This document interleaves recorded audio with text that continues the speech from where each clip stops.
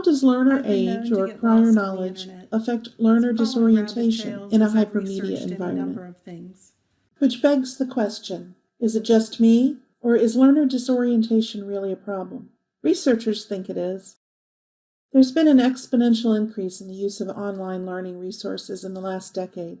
Opportunities abound to expand learning by accessing supplementary resources with just the click of a mouse.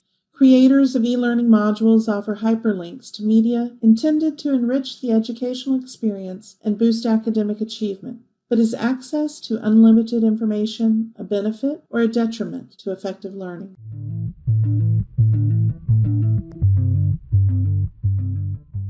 How does learner age or prior knowledge affect learner disorientation in a hypermedia environment? In what ways does a learner's prior knowledge influence the effectiveness of text structure or topology to reduce disorientation in hypermedia environments? In what ways does a learner's prior knowledge change the effectiveness of navigational supports within hypermedia environments to reduce disorientation?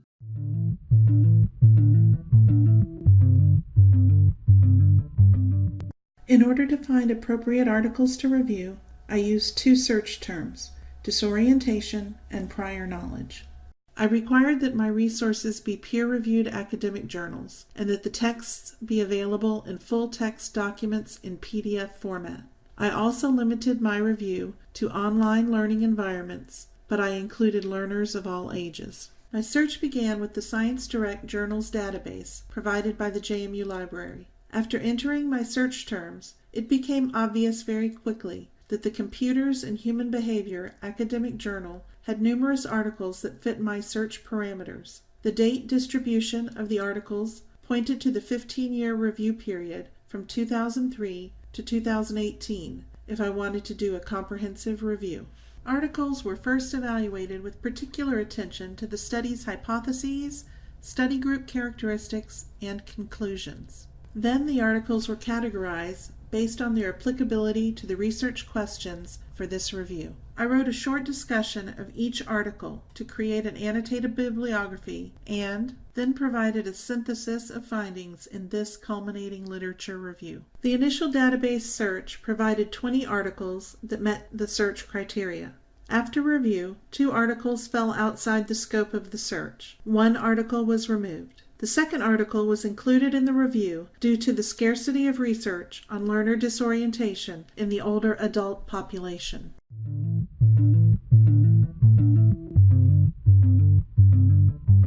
My research questions provide the framework for my findings. My first research question was, how does learner age or prior knowledge affect learner disorientation in hypermedia environments?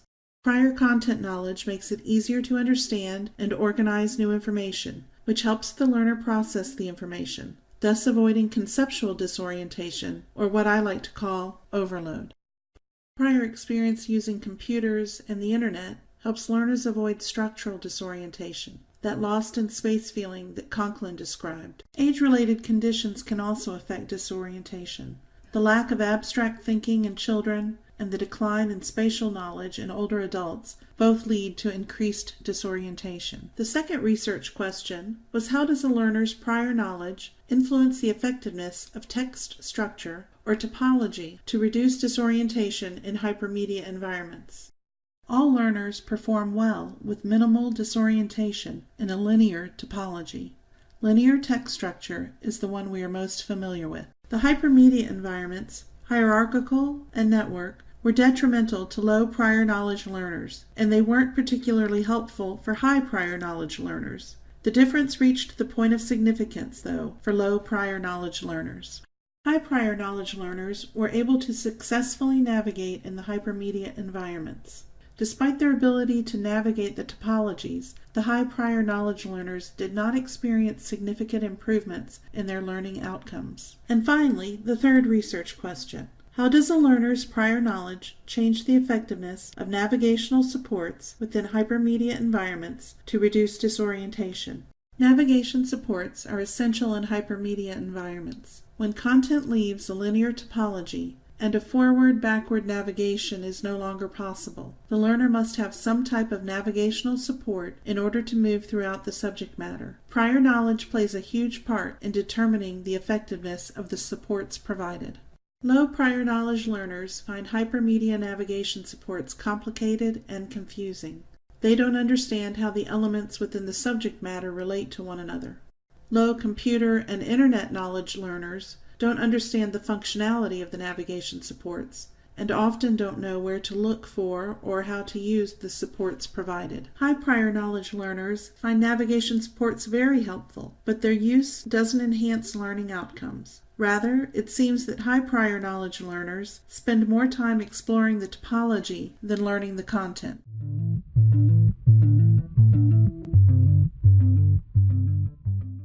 For some, the word topology may be new. Topology describes how parts of a system are arranged and interrelated. Many people are familiar with organizational charts. Those are a type of topology. Animal classification relationships are presented in a topology, and educational designers choose a topology for their online content. Linear topology is the most basic method of presenting information. As teachers and students, we're familiar with textbooks that present information one chapter at a time. Information is presented sequentially, and each topic builds on knowledge from the previous topic. Linear topology gives the learner very little freedom of choice in how the information is presented. Instead, this topology assigns all control and responsibility for effective learning to the educational designer. The hierarchical topology introduces some freedom of navigation to the learner. It is designed to follow a linear presentation, but uses navigational links to allow the learner to choose his or her own path. Note how connections between chapters occur only at the top level of the hierarchy. This restriction allows the educational designer to limit access to new information until prerequisites are met. In a networked or referential topology, the topic boxes look very similar to the hierarchical topology. The difference appears when you consider the navigation between and amongst the topic boxes. In a networked or referential topology, there are no limits, no rules about the order in which a learner can review the information. This topology gives the learner significant control over the learning experience. You may also be wondering what was meant by the word navigational support.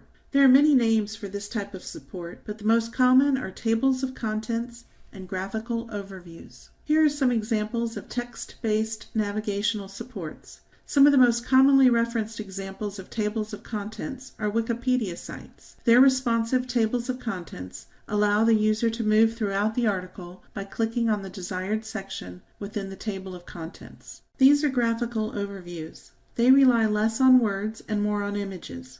Graphical overviews generally require more room on the page, so if they are used, they need to provide lots of help. The 3 research questions in this literature review yielded a lot of information. The interrelationships between the elements of prior learner knowledge, text structure or topology, navigational support, and disorientation are complex. But we should all wonder, what matters most? Prior knowledge plays the most significant role in learner disorientation, both conceptual and structural. No structure or navigation aid can overcome the disadvantage of low prior knowledge. Learners that have either content prior knowledge or computer and internet prior knowledge will fare better than learners with low prior knowledge in both areas. Learners that have both content and computer internet prior knowledge can be successful in any topology. Text structure is the second most important. Topology makes a significant difference for low prior knowledge learners. Linear topology provides benefit to all learners and produces the least amount of disorientation. Hierarchical topology can be used by most learners, but low prior knowledge learners require navigation supports. And finally, networked or referential topologies are detrimental to low prior knowledge learners. Our third place finisher, navigational supports, doesn't do enough to mediate the impacts of prior knowledge and text structure. They are nice to have, but they don't affect learning outcomes in most circumstances. As mentioned before, all articles came from the peer-reviewed academic journal, Computers and Human Behavior.